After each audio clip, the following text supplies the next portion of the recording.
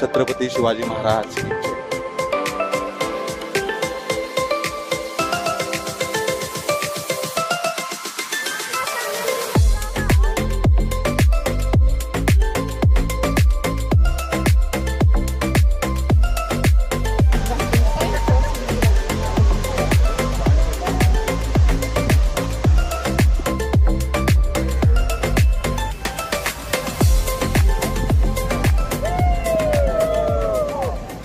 पुढचं डेस्टिनेशन आहे येल्लोर फोर्ट आणि इथून याचं अंतर आहे 20 किलोमीटर्स.